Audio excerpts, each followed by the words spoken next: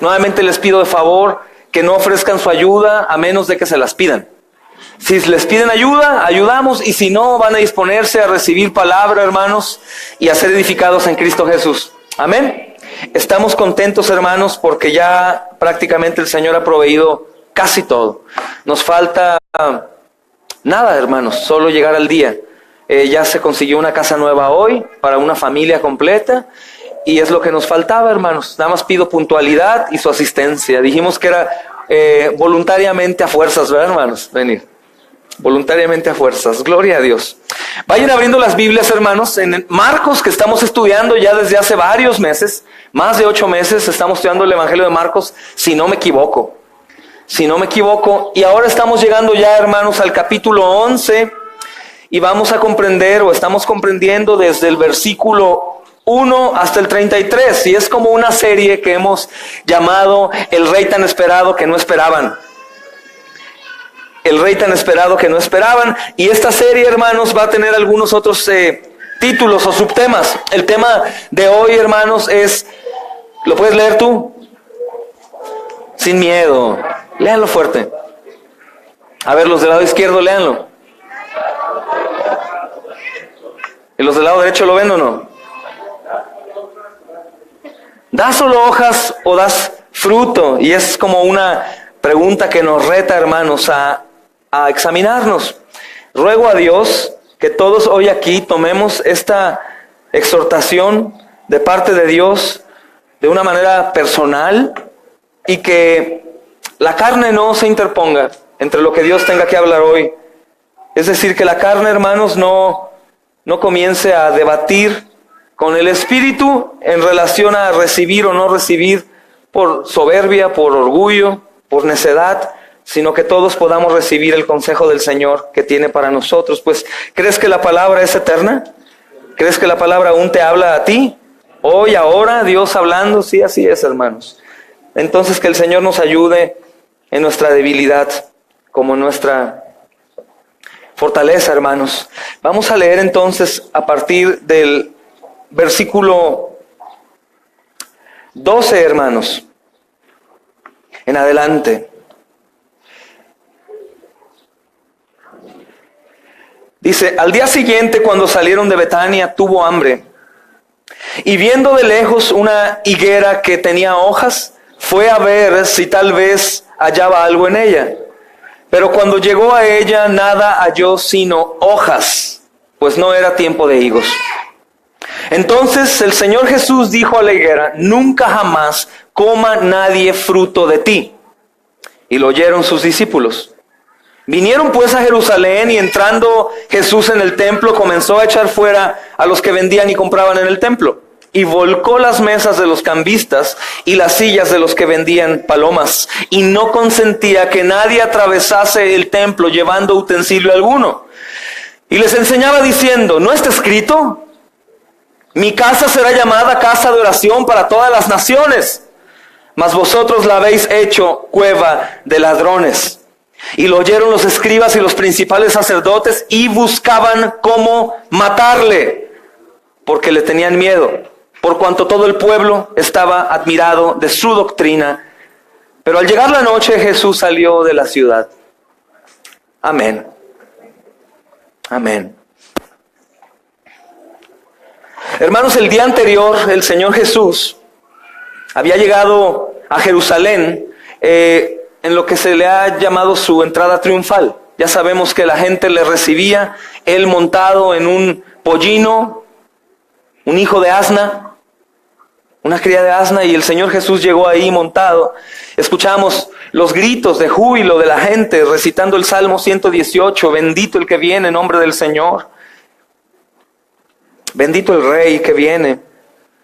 Pero él directamente, hermanos, no iba a que le dieran la bienvenida, sino iba directamente al templo para hacer una revisión, como decía el pastor Emanuel en el resumen. Iba a hacer una revisión oficial. El Señor del templo iba a visitar el templo, hermanos, y iba a observar todo lo que se estaba haciendo ahí. El lugar estaba abierto, hermanos, y probablemente los religiosos se sentían bien en que la gente entrara y viera todo en orden. Aparentemente todo en orden, hermanos. Marcos nos dice en los versículos anteriores que probablemente ya estaba anocheciendo, hermanos, y el Señor lo que hizo fue irse, aunque muchas cosas ya le habían desagradado, mucho, hermanos. Él guardó un tanto lo que tenía preparado para el día siguiente, no hace nada y se va a Betania. ¿Con quién se acuerdan? Con Marta, con María, con Lázaro, Lázaro, el que había sido resucitado por el poder del Señor, ya estaba resucitado, y el Señor Jesús regresa con ellos otra vez, hermanos. Y a la mañana siguiente, el Señor Jesucristo vuelve a Jerusalén, pero ahora vuelve con la clara intención, hermanos, de hacer pedazos ese lugar, con todo lo que estaban haciendo los religiosos de una manera incorrecta. Es necesario que recuerdes que los religiosos, los fariseos, no eran como pequeños demonios. Porque a veces nos imaginamos a los fariseos, a los religiosos como los peores en la tierra. Y sí, pues claro, eran los peores y el Señor Jesús sabía y fue y pues los puso en cintura, porque eran horribles. No, hermanos, ellos recuerda que eran aquellos que administraban las cosas del Señor. Eran aquellos que se les encargó la encomienda de llevar a cabo la tarea que Dios quería que su pueblo hiciera. Los que enseñaban, hermanos, y llevaban todas las liturgias religiosas de la manera en como Dios les había enseñado, pero ya habían llegado al punto en donde era necesario que el Señor fuera a corregir. Ya habían llegado al límite, hermanos, de sus propias interpretaciones en lo que le llamamos el Talmud, o que ellos le llaman Talmud, y el Mishnah, que eran algunas tradiciones de los ancianos, es decir, algunas ideas o mandamientos de hombres que habían introducido también a las enseñanzas de la ley. Entonces, en esa mañana, hermanos, él va con esa clara intención de expresar su total desaprobación sobre la forma en que los líderes religiosos de Israel habían convertido la casa de su padre. Ellos habían hecho de la casa del Dios una cueva ¿de qué? Es importante que entendamos por qué cueva de ladrones. En ese entonces habían muchos ladrones, hermanos, ¿y a dónde crees que se iban a esconder? A las cuevas. Ellos se escondían en cuevas oscuras y el Señor Jesús hace la comparación. El templo, que es casa de oración, ahora es una cueva de ladrones. Marcos, hermanos, ha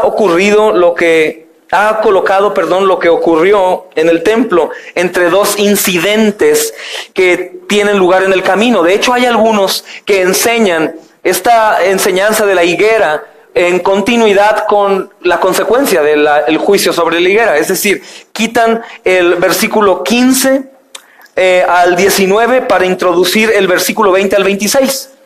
Porque tiene mucha secuencia la maldición con el efecto de la maldición de la higuera.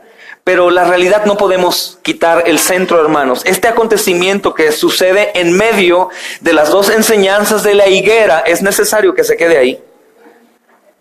Es necesario que se quede ahí. Y tal vez, hermanos, alguna vez se han preguntado, o hoy alguien se pregunte, ¿qué puede tener de importancia la enseñanza de la higuera en el camino a Betania, del camino de Betania a Jerusalén? ¿Por qué el Señor de pronto se le ocurre inspirar a los hombres a decirnos de una higuera? Pero el evangelista, hermanos, hace mención de esta en dos ocasiones importantes. Dos ocasiones muy importantes que obviamente enseña a las personas de ese entonces y hoy en día también, hermanos. Es importante saber que este milagro es el único milagro de maldición. Es el único milagro de maldición. Jesús está maldiciendo algo. En otra ocasión, ¿tú recuerdas que Jesús haya hecho un milagro de maldición? No hay, hermanos, otro milagro. Este es el último milagro que Marcos está narrando, a excepción de la resurrección, que es el milagro de milagros, hermanos. Pero es muy diferente a todos los milagros que hemos visto hasta hoy. Hasta hoy hemos visto muchos milagros que el Señor ha hecho, hermanos, pero hoy Jesús va a usar su poder para destruir y maldecir en lugar de bendecir y dar vida.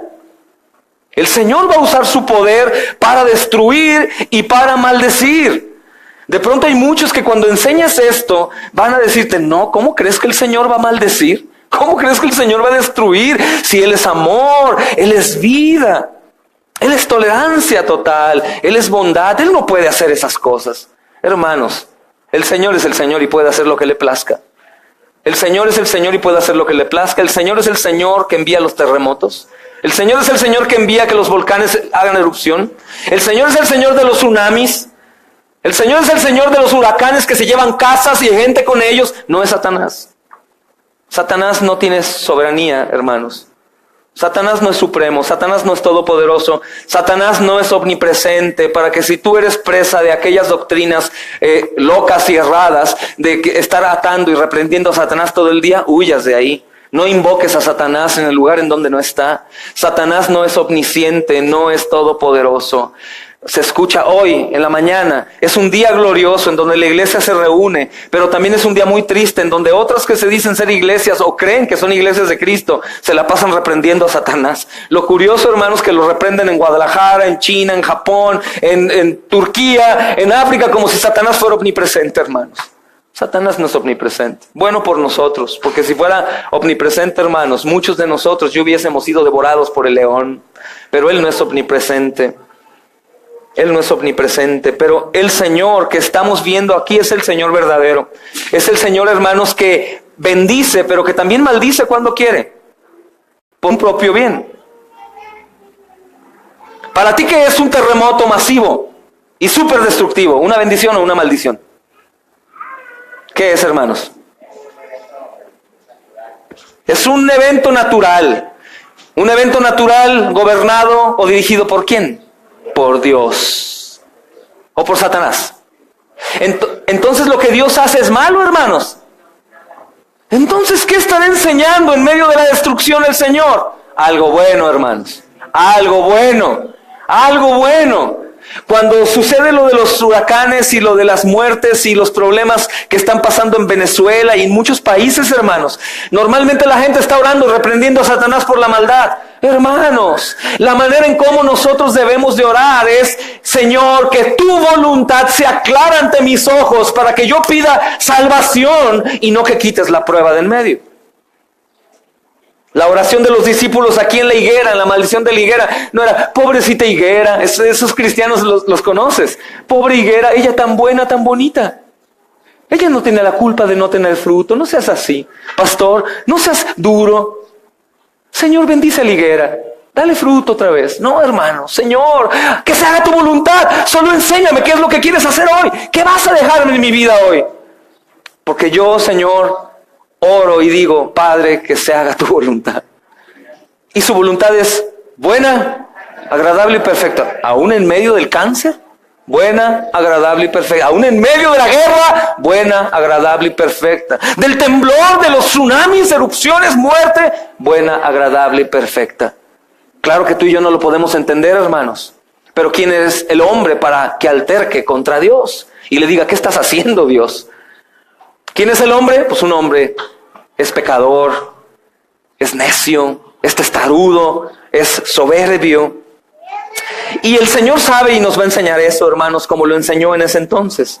La higuera, para empezar a estudiar esto, esa higuera que ves ahí, hermanos, es un símbolo de Israel. Es un símbolo de Israel. Israel hoy en día es un problema. Los marianos, los que siguen a María, arriba de Jesús, que nosotros amamos a María, para los que no saben, nosotros amamos a María, amamos, la queremos ver en el cielo, hermanos, abrazarle y gozarnos. No la adoramos, la amamos.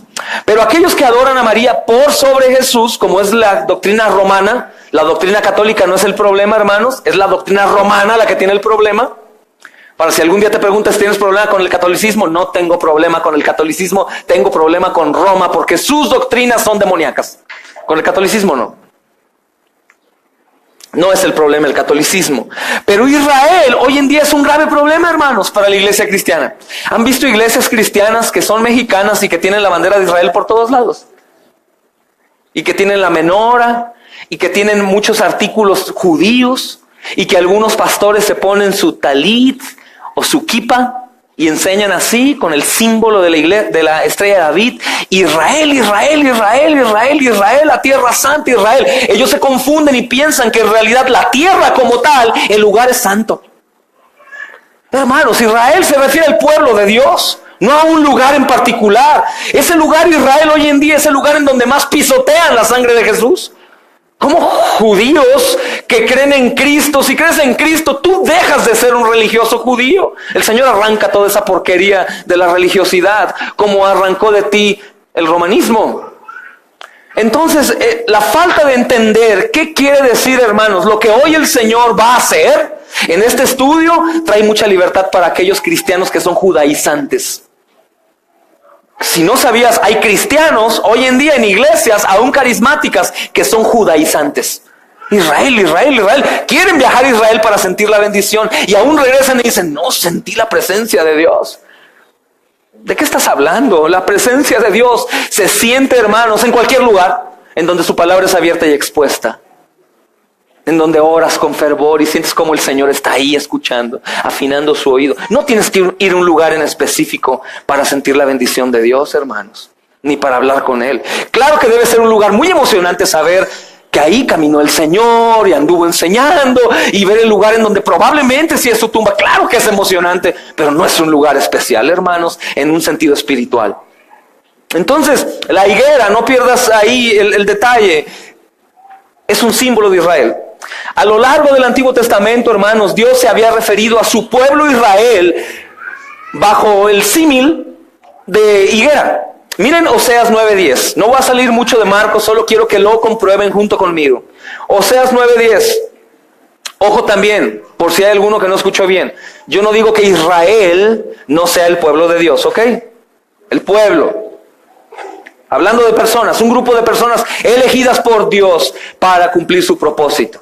Pero lo que te voy a enseñar ahorita a continuación, si Dios me permite, va a cambiar mucho la perspectiva de los que creen que tú tienes que irte a Israel para que estés seguro y en Tierra Santa. Dice Oseas 9:10, como uvas en el desierto hallé a Israel, como la fruta temprana de la higuera en su principio vi a vuestros padres. El profeta Jeremías, hermanos, también tuvo una visión en la que él vio dos cestos. Uno estaba lleno de higos buenos y otro de higos malos que no se podían comer. Es una profecía de Jeremías.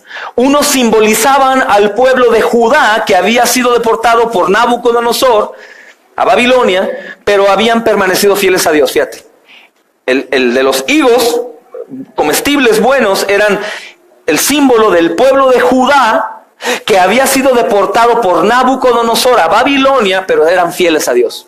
Es en medio del problema y de las circunstancias, fieles al Señor. Y los otros, el resto que habían quedado de Jerusalén con el rey Sedequías, pero que se habían apartado de la voluntad de Dios.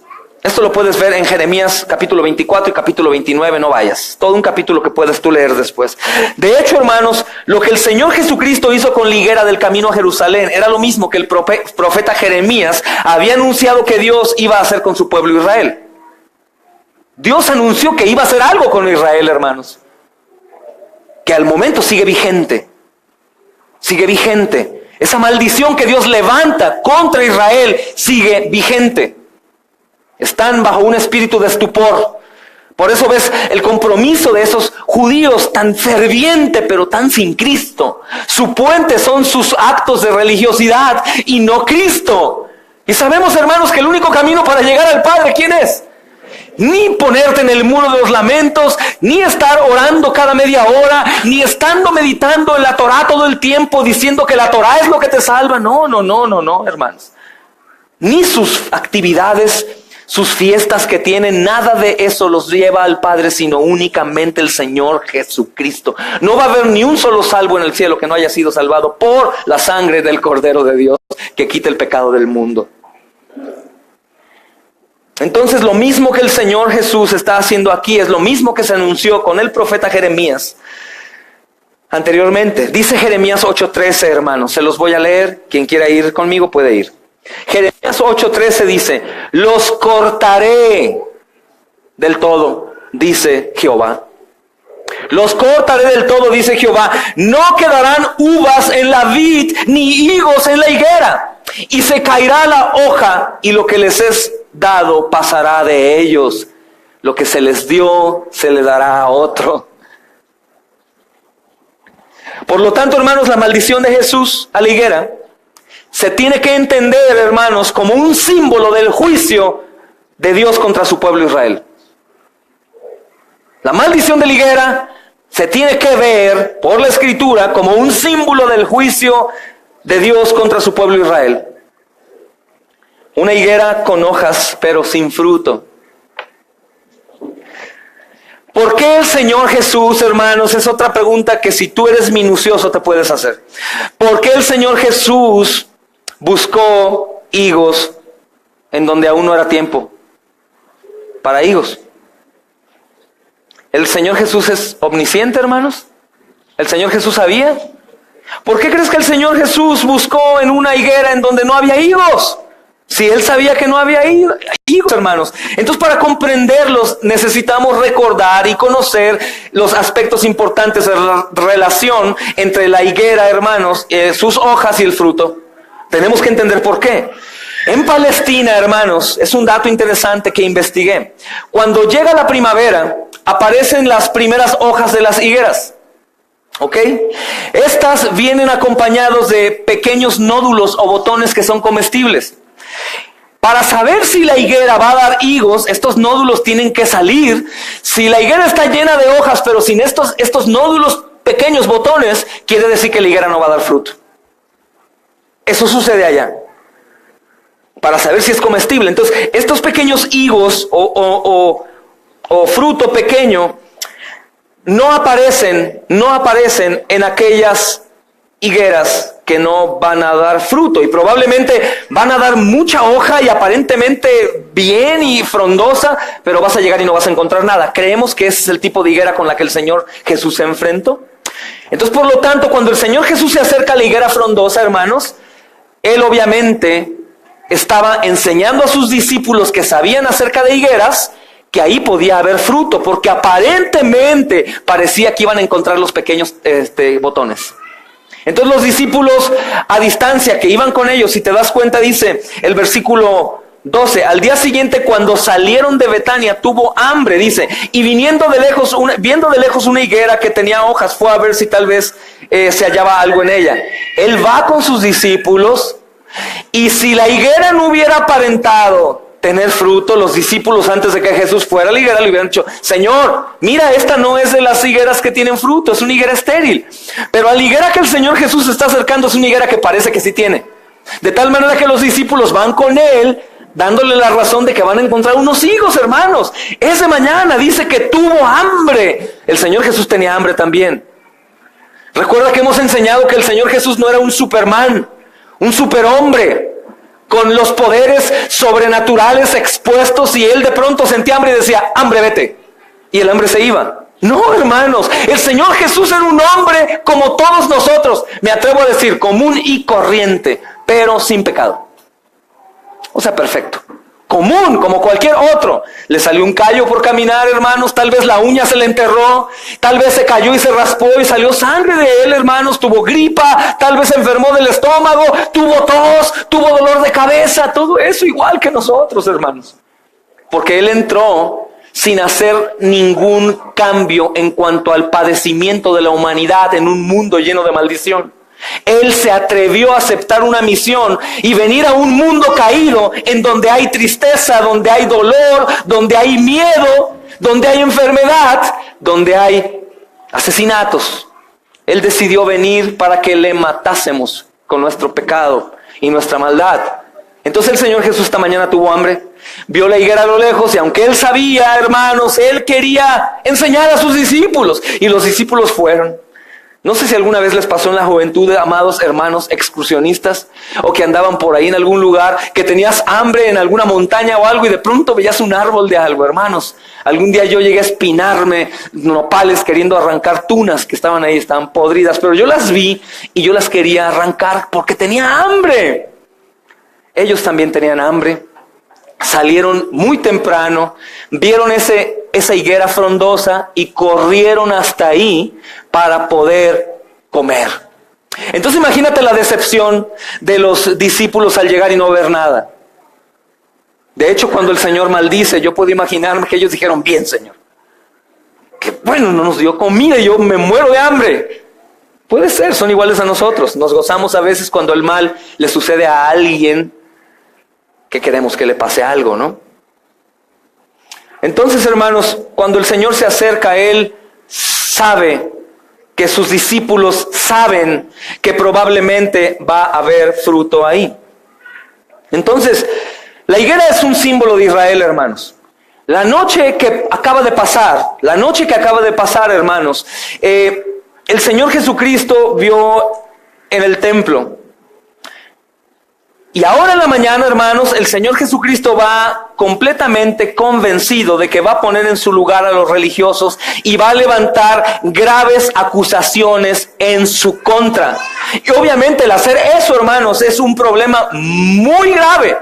Porque lo que va a llevar a cabo no únicamente, hermanos, es una leve acusación que no le va a causar problemas, sino va a ser una acusación muy grave. Van a querer matarlo otra vez.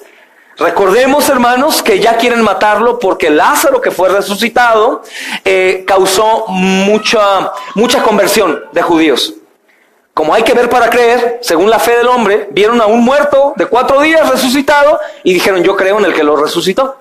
Entonces, los fariseos religiosos, muy molestos, dijeron, vamos a matar a Jesús, pero también a Lázaro. Pero en esta ocasión que se va a levantar en contra de ellos, hermanos, es un problema grave. Es lo que sucedió con los cristianos primeros y con los reformadores.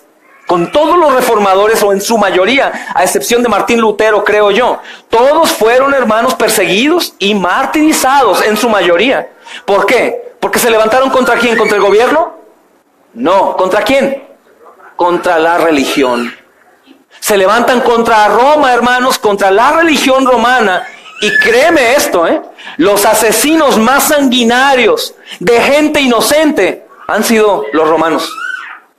Los romanos. Si te preguntas, ¿cómo? ¿Católicos romanos? ¿El papado? Claro. Los papas, a lo largo de los años, han asesinado miles de cristianos. De hecho, desde antes de que Roma se aliara a la religión, el Coliseo Romano, las películas que tú has visto de que los leones comen gente, son cristianos. Son cristianos. La Santa Inquisición, que de santa no tiene nada, a quienes mataban eran a cristianos inocentes, hermanos, que ellos les llamaban brujos y herejes simplemente por no someterse a las malas mañas de la Iglesia Católica Romana en cuanto al cobro de indulgencias para salvación o en adoración a María.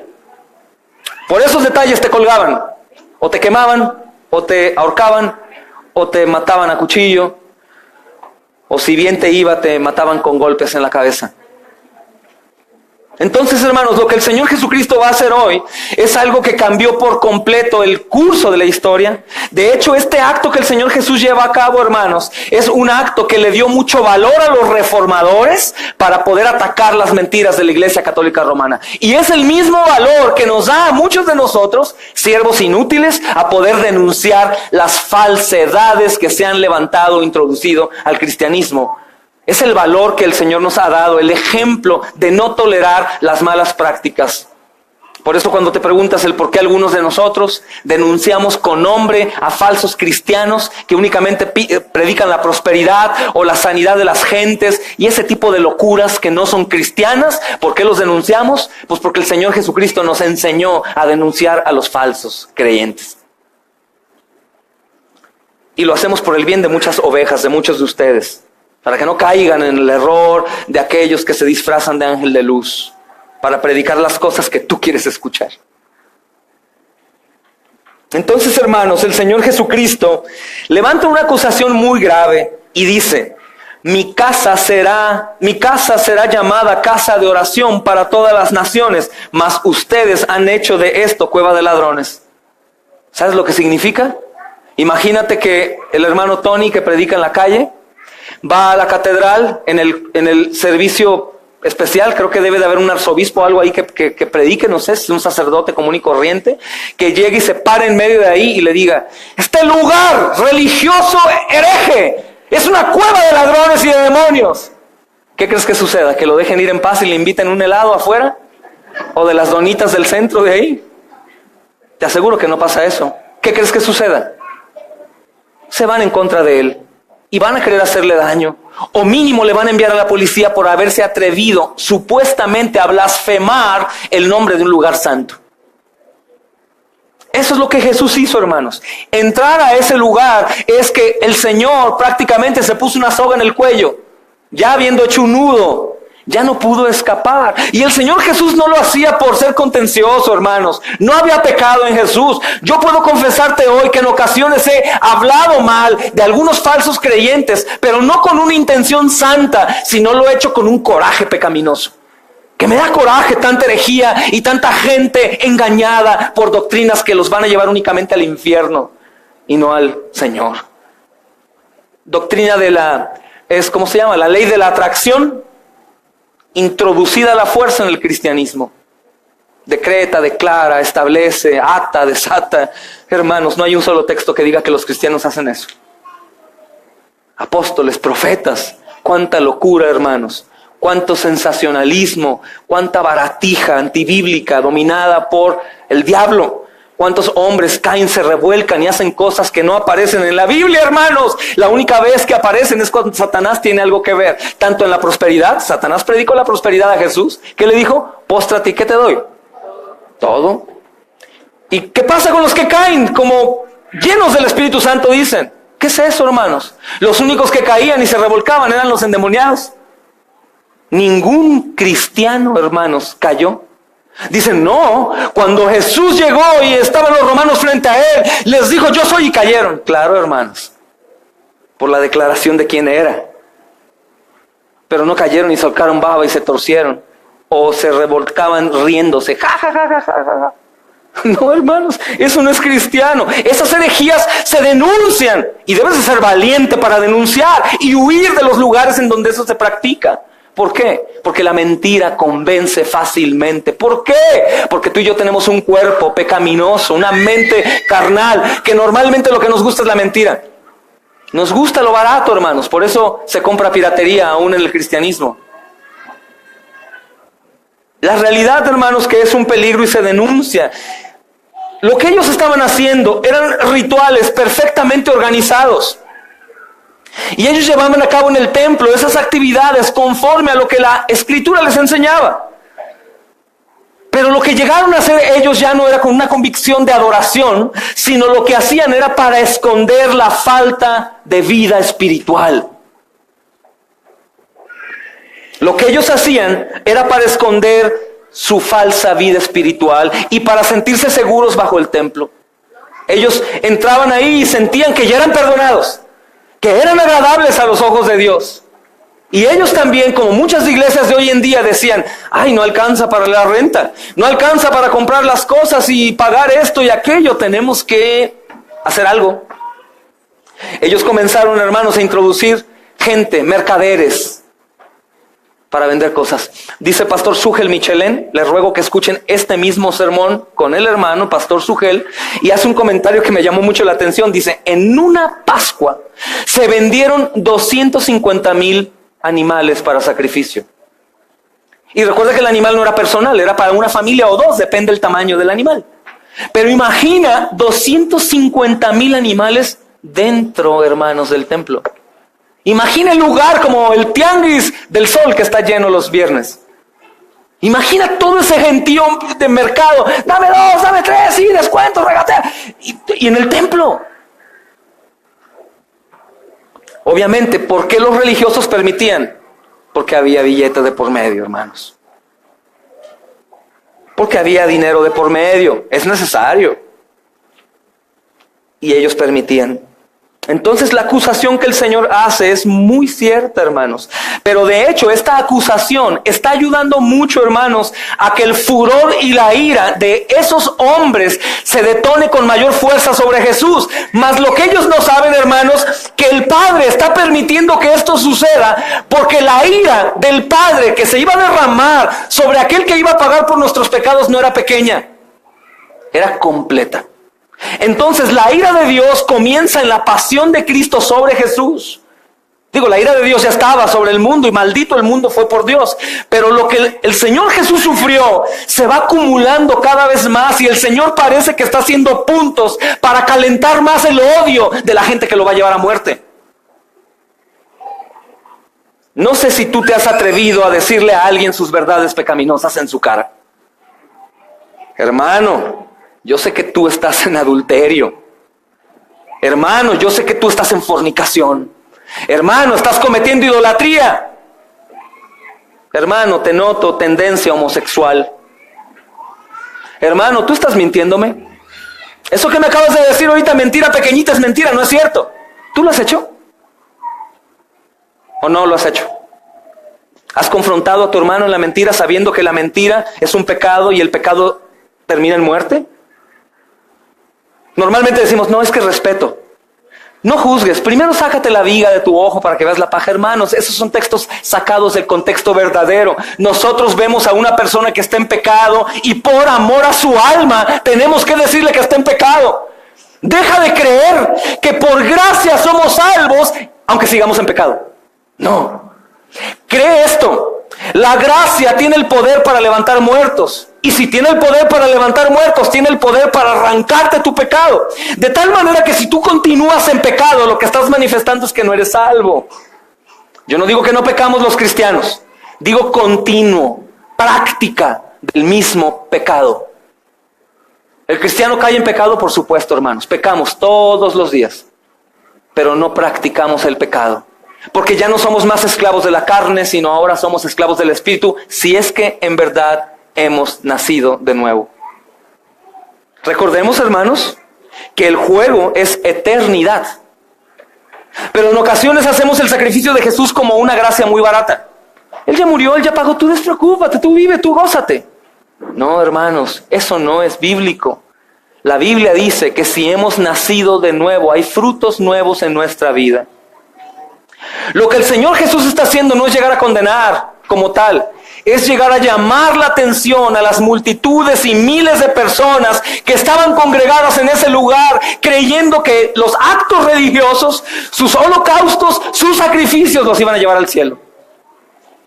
Eso es lo que el Señor Jesús está diciendo y tiene dolor en su corazón, pues los ojos del hombre se han puesto en sus sacrificios y holocaustos. Y el Señor Jesucristo está citando la Escritura acerca de qué es el templo. No es un lugar de sacrificios y holocaustos, sino es casa de oración.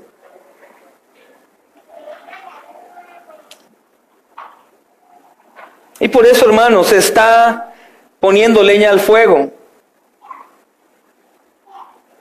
Primero le están clamando, bienvenido al Señor de señores, bendito el que viene en nombre de Dios mismo, el que va a ocupar el trono de David, pero después van a gritar, ¿qué, hermanos? Crucifíquenlo, ya cállenlo, mátenlo mejor. Pusieron en balanza a un ladrón con él y dijeron, el ladrón hacía menos ruido, el ladrón nos hacía menos daño, maten a Jesús, mátenlo, aunque sea bueno, aunque no hizo nada malo. El decir la verdad duele bastante, hermanos. Duele bastante que te digan tus verdades. Mucho. Pero el Señor Jesucristo fue y revisó ahí, hermanos, antes de su juicio. ¿Cuál juicio? Mira Lucas 19:42, te lo leía el domingo pasado. Este es el juicio que levantó el Señor Jesús a Israel, que sigue vigente hoy en día. Si tú estás orillado mucho a ser un cristiano judaico o judaizante, que optas por tener algunas liturgias religiosas judías, no te engañes, no sirven de nada. No sirven de nada. Lo único que sirve es estar en Cristo Jesús. Solo por Cristo, hermanos. Dice el versículo 42. Oh, si tú también conocieses, a lo menos en este día, lo que es para tu paz. Si tú, pueblo, dice el Señor, si tú, Israel, pudieras conocerme, invocar mi nombre, mas ahora está encubierto de tus ojos. Porque vendrán días sobre ti cuando tus enemigos te van a rodear con vallado y te van a sitiar. Y por todas partes te estrecharán. Y te van a derribar a tierra y a tus hijos dentro de ti, y no dejarán en ti piedra sobre piedra, por cuanto no conociste el tiempo de tu visitación. Esto se cumple en el año 70 después de Cristo, cuando Roma destruye por completo ahí. Entonces, hermanos, algunos se han dicho, si Jesús era omnisciente, ¿para qué entonces fue con esa higuera?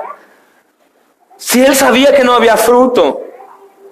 El Señor fue, hermanos, con el fin de enseñar a sus discípulos algo de suma importancia, porque al no encontrar higos en la higuera, el Señor maldijo a la higuera. El Señor Jesús, al visitar el templo y no ver los frutos que quería ver y que tenía que ver, el Señor cortó también. Cortó, no arrancó. Y de hecho, hermanos, se trata de algo tan importante esto para nuestra vida cristiana, hermanos, que tenemos que orar y pedir al Señor que nos dé discernimiento, no únicamente por Israel, sino también por lo que Dios es capaz de hacer aún con su propio pueblo.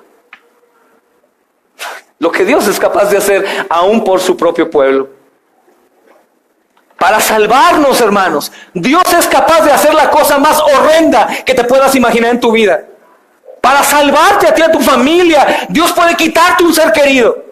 O Dios puede enviarte la peor de las enfermedades por tu propio bien. Para que invoques su nombre. Para someterte a una disciplina que jamás nunca te hubieses imaginado. Y por eso tienes que estar consciente de esta doctrina. ¿A quién maldice?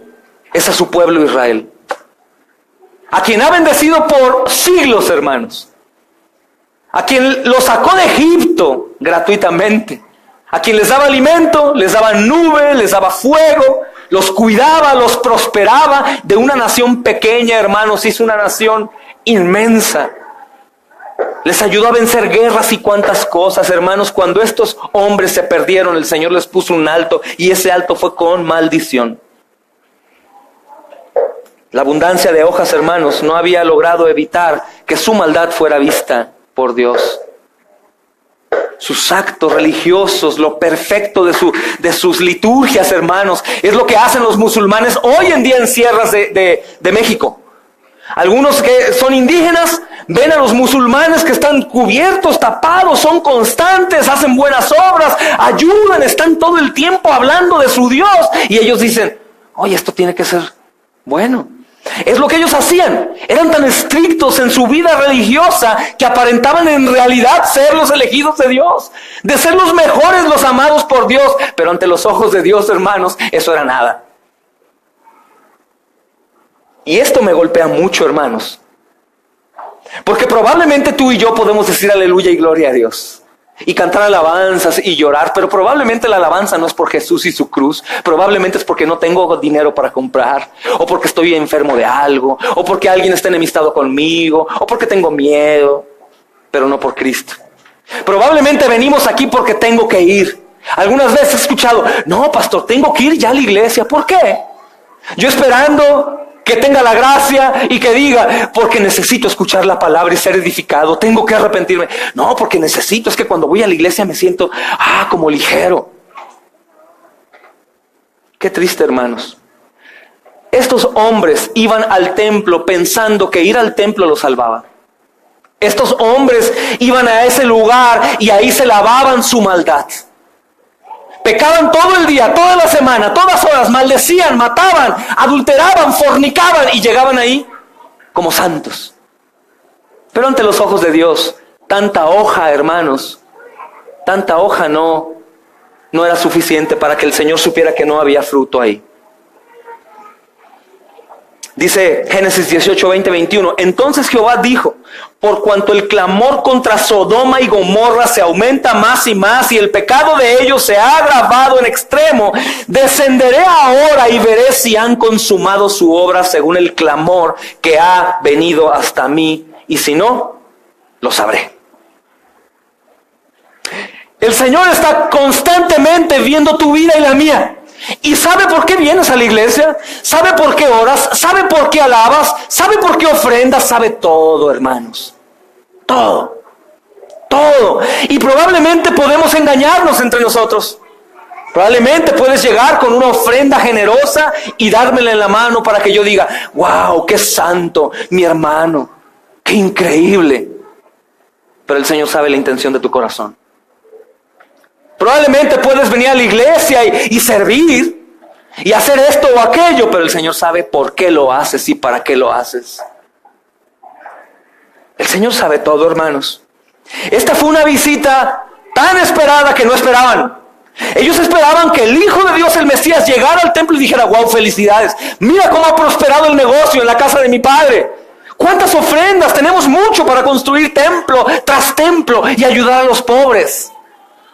Su corazón estaba podrido, hermanos, y era visto ante los ojos de Dios. Los hombres probablemente creían en su religiosidad y los admiraban por ello y los respetaban, pero Dios no.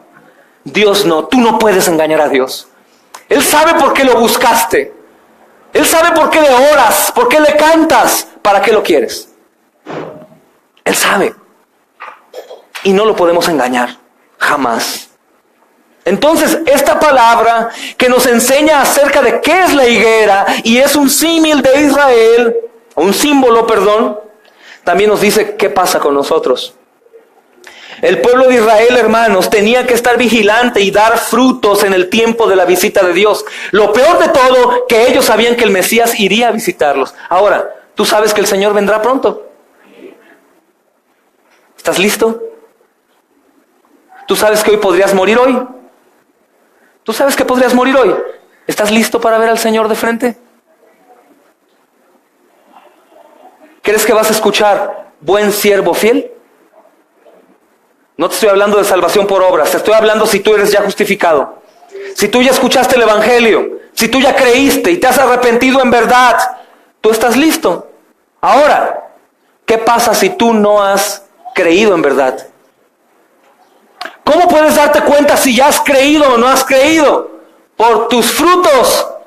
Por tus frutos. Esos frutos que se han sacado de la iglesia, hermanos. La doctrina de la regeneración en las iglesias no se predica. Solo es: ven, pasa aquí, repite conmigo, te recibo en mi corazón, eres salvo, bienvenido, fiesta.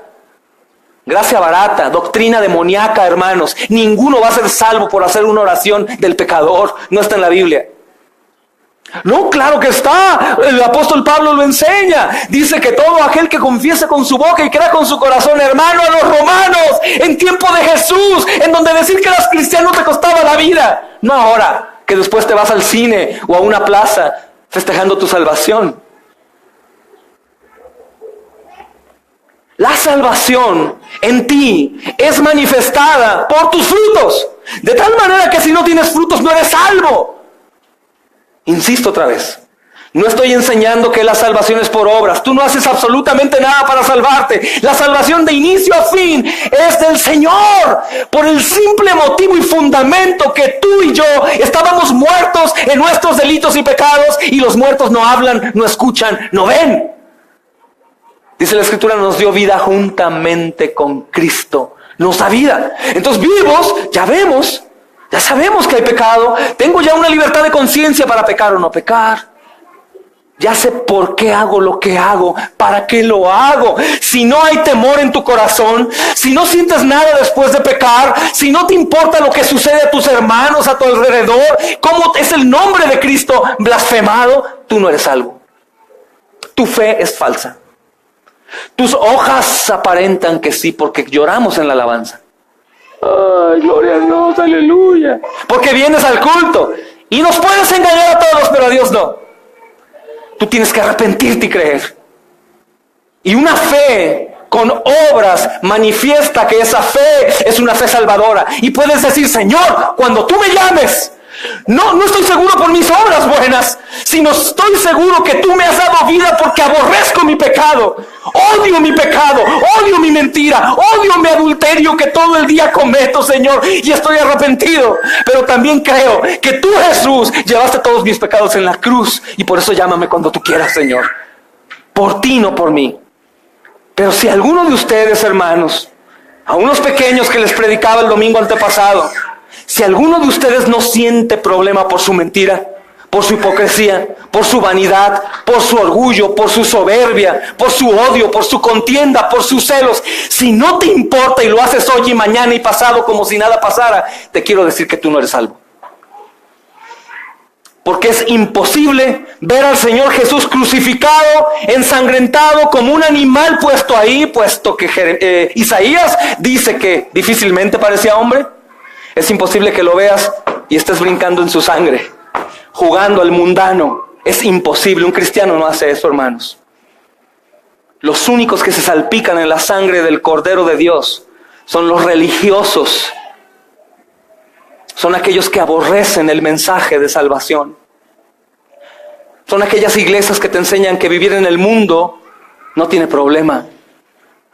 Escuchaba una herejía de un hombre que se dice tener sana doctrina que decía: no te apures, joven, ser santo no es apartarte del mundo, ser santo es parecerte a Jesús. Dije, amén, es cierto. Ser santo no es dejar el pecado, ser santo es ir a Jesús y parecerme a Él. Pero el que se parece a Jesús está alejado del mundo, mis amados hermanos. Aborreces el vicio, la pornografía, aborreces el adulterio, la fornicación. Ahora, hermanos, si alguno aquí está metido en esos problemas, arrepiéntase hoy y crea que hoy mismo puede morir y puede ser condenado en el infierno sin salida. ¿Por qué vas a perder la oportunidad que el Señor te está dando hoy en esta visitación a través de su palabra? ¿Por qué no creer que en realidad el Señor te está hablando a ti? Y aprovecha su palabra. Aunque te preguntes, pero ¿cómo me podría perdonar a mí siendo quien soy? Porque Él vale más que cualquiera de tus pecados. Si no has manifestado fruto, es porque eres una higuera sin higos. Y yo en tu lugar no me arriesgaría a decir, yo no creo eso. Yo creo que la sangre de Jesucristo me lavó. Primeramente, la sangre de Jesús te limpia de tu pecado y después te da salvación. Hermanos, no estoy diciendo otra vez que el cristiano no comete pecado. Sí comete pecado, yo cometo pecado. Probablemente peco más que todos ustedes, pero no practico. Porque el mismo aborrecimiento y el dolor de saber que el Cordero de Dios fue colgado en la cruz me lleva a aborrecer lo que acabo de hacer. Caigo en pecado y caigo de rodillas arrepentido pidiéndole perdón al Señor. Y aprovecho el día para hablarle a todos de esta salvación tan grande, gratuita, porque no puedo tolerar la idea de ver que jóvenes, adultos, ancianos, pensando que van a ir al cielo, se van a despertar en el lago de fuego por la eternidad sin salida. No puedo tolerar esa idea, hermanos. Y no puedo tolerar que es gratis, que simplemente ellos tienen que saber que hay una condenación enfrente a ellos, que en el momento que mueran inmediatamente viene el fin, el juicio. Yo no puedo tolerar que ellos no sepan a través de mí, aunque me odien. Es lo que el Señor Jesús no toleró también.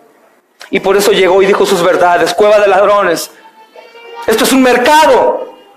Cientos de gentes ahí, aglomeradas, hermanos, para hacer sus sacrificios. Pero la casa de Dios no era un lugar de sacrificios y holocaustos. Era casa de oración. Todo aquel que invoque el nombre del Señor, todo aquel que invoque, dijo Jeremías y dice también Romanos, refiriéndose a que todo aquel que clame, que ore, que pida, Señor, ayúdame, he sido engañado, Señor, yo no soy cristiano, pero por favor quiero serlo, ten misericordia de mí. Ese será salvo.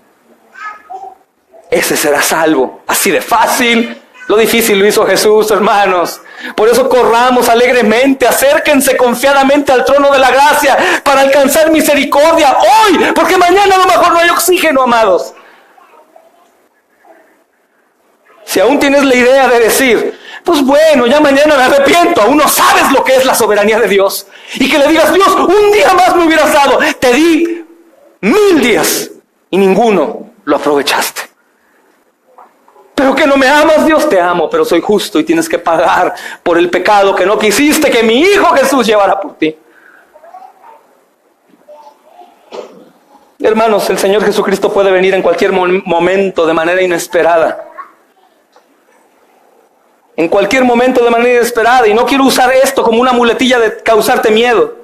Y que vivas como los dispensacionalistas, yendo al Sam's o al Costco, comprando kilos y kilos de semillas y atunes y haciendo un pasadizo para esconderse ahí, por si el Señor viene. Hermanos, el que ha entendido, el pecador miserable como yo, que ha entendido que Cristo Jesús llevó sus pecados en la cruz, dice, ven, Señor Jesús, yo ya no puedo seguir pecando, Señor, sufro aquí, tengo miedo de la enfermedad en mis hijos, Señor, tengo miedo de la muerte, tengo miedo de pecar, ven ya, Señor Jesús. Los que han entendido qué quiere decir estar con Jesús por la eternidad.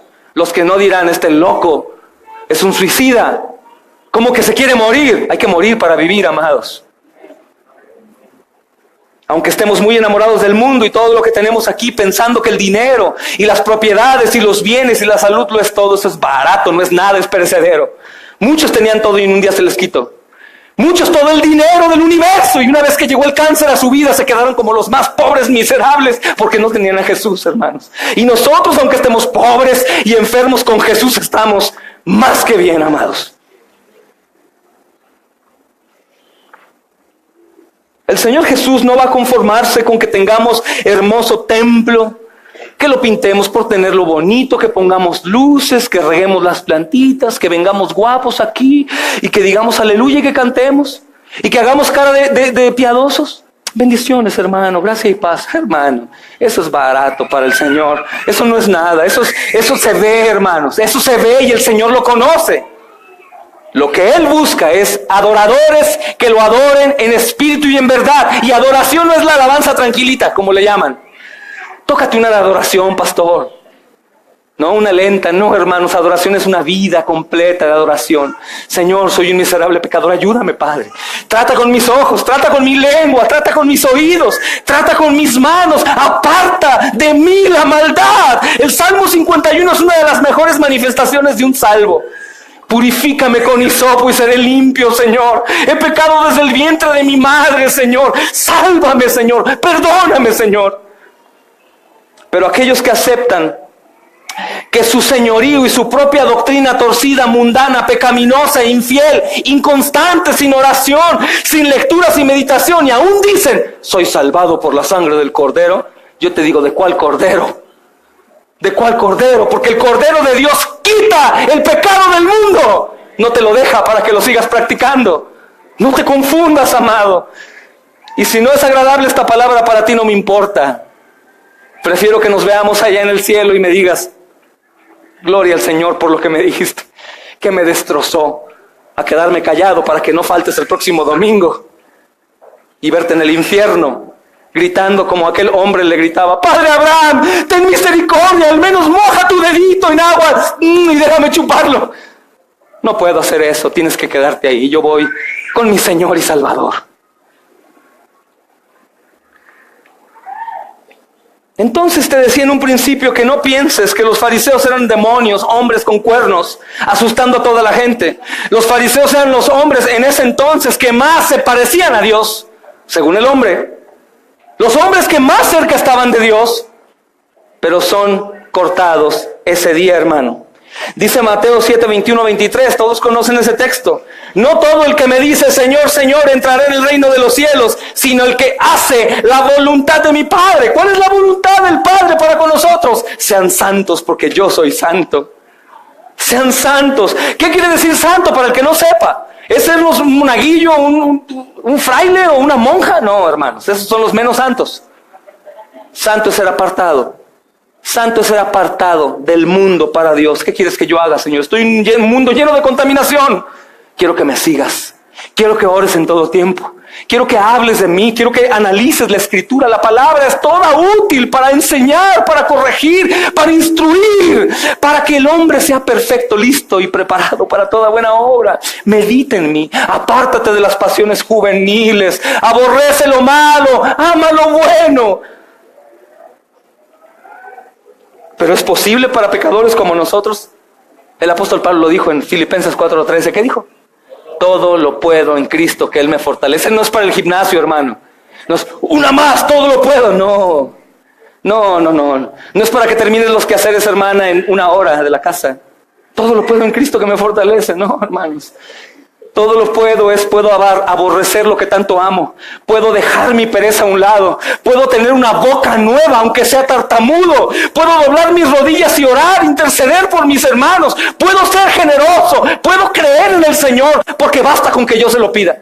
Dice el Señor Jesús, si ustedes permanecen en mí y mis palabras permanecen en ustedes, pedir todo lo que quieran y todo les será dado, hermanos. Si estamos en Él, escucha bien, porque probablemente algunos oídos aquí dirán, oh, ¿por qué no me habían dicho antes? No, Señor, esa esposa que yo he soñado toda mi vida, te la pido por favor, y auméntale 3 o 4 centímetros de altura, por favor. Un esposo que me ame, que me chiquie y que me lleve como princesa a mis atrios. No, hermanos. Señor, hazme un siervo para tu gloria. Señor, quiero adorarte, quiero anhelarte, quiero orar y sentir que estás escuchándome. Quiero hablar tu palabra, Señor. Quiero ser usado para la salvación de muchos, Señor. Quiero estar activo en la obra. Estoy cansado de ser perezoso, inservible, desgraciado. El Señor dice, concedido. Esa petición es parecerte a mi hijo. Yo quiero que tú te parezcas a mi hijo. Para terminar, hermanos, por hoy, recordemos que el bautismo es necesario para el cristiano, no para salvación. Como muchos dicen hoy en día, vas a encontrarte en la calle algunos que te dirán, ¿y en el nombre de quién, varón, fuiste bautizado? Pues en el nombre del Padre, del Hijo y del Espíritu Santo. No, te vas a ir al infierno porque tienes que ser bautizado en el nombre de Jesús. Es la doctrina unicitaria. Jesús es el Padre, Jesús es el Espíritu Santo, es una aberración, eso es mentira, niegan la Trinidad. Pero sabemos que el bautismo es necesario. En mi vida cristiana, yo soy bautizado porque creo que el Señor Jesús murió por mí. Quiero ser sepultado y resucitado juntamente con Él. Pero no es para salvación. Ser miembro de la iglesia, hermanos, es necesario. Es necesario que tengas tú el conocimiento de qué es la iglesia, qué hace la iglesia, a dónde va, qué necesidades y cómo puedes ayudar. Es necesario. Únete a una iglesia. Únete a una iglesia como miembro, no únicamente como visita. Aférrate a tener la membresía, que es ofrecida a todos, pero no será dada a todos. Es necesario, hermanos, participar de la Santa Cena. Es necesario ofrendar. Es necesario servir, amar, orar, pero tampoco es para salvación. El Señor Jesucristo puede ver eso, bautizado, ser miembro de la iglesia, leer, predicar bonito, ser pastor, diácono, miembro, ujier, lo que sea, y decirme al lago de fuego. Señor, hice milagros, serví al lago de fuego. Mentiroso, conozco tus intenciones, conozco tu falsedad. No te hablo de pecado, hermano, entiende bien. No te digo que si tú eres pecador estás ya en el infierno. No, yo insisto que si tú has creído y te has arrepentido y hoy mueres después de maldecir a alguien en medio de un accidente vial, tú vas al cielo. Si has creído en verdad. Porque el Señor Jesús llevó tus pecados pasados, presentes y futuros. El querer buscar ser más santo que Jesús es un error. Aceptamos nuestro pecado, aceptamos nuestra infidelidad, aceptamos mis malos pensamientos, mi boca maldita, mis celos, pero los aborrecemos. Y esa es la característica de un salvo. Para que no se confundan, hago énfasis y lo seguiré diciendo, porque sé que el demonio puede causar estragos y confusión. Entonces, ¿cómo pues? Si ser miembro, bautizarme, hacer esto, aquello, no es suficiente. Por sus frutos los conoceréis, dice el Señor. Por sus frutos. ¿Qué es eso de frutos? Gálatas 5:22. Si quieren ir ahí. Amor, gozo, paz, paciencia, benignidad, bondad, fe, templanza, mansedumbre. Contra tales cosas no hay ley. ¿Cómo puedo provocar esto? Anhelando ser como Jesús. Aborreciendo lo malo, amando lo bueno. El Señor lo hace en automático. Alguien me preguntaba ayer, pero es que yo no tengo esto. El simple hecho que tú te acerques y me digas, es que yo no tengo esto, es que lo tienes. ¿Sabes? Lo más normal lo que yo escucho es, no, es que sufro por mi pecado y tengo el dolor y yo hago. El que menos es. Pero aquellos que en realidad se acercan, ¿qué hago? Quiero ser y no puedo. Quiero servir y no puedo. Quiero ir a hacer la obra y no puedo. Hermano, gloria a Dios, tú sigues siendo como Jesús. Sigue persiguiéndolo. Es una característica. Alguna mujer se levantó en la iglesia de John MacArthur y dijo con su voz temblando, ¿cómo puedo estar segura de mi salvación teniendo pensamientos tan pecaminosos y un corazón tan malintencionado? ¿Cómo puedo estar segura de mi salvación? MacArthur le contestó y dijo, puedes estar segura de tu salvación. Qué bendición, hermanos. Si tú sufres por tu pecaminosidad, si odias tu pecado y te gustaría ser agradable al Señor, yo te digo, hermano, gloria a Dios por la salvación que tienes en Cristo. Pero si a ti no te importa nada y únicamente es pura apariencia y pura mentira ante los demás, te enfrentarás al Señor y el Señor te dirá, maldito serás para siempre. Vamos a orar, hermanos.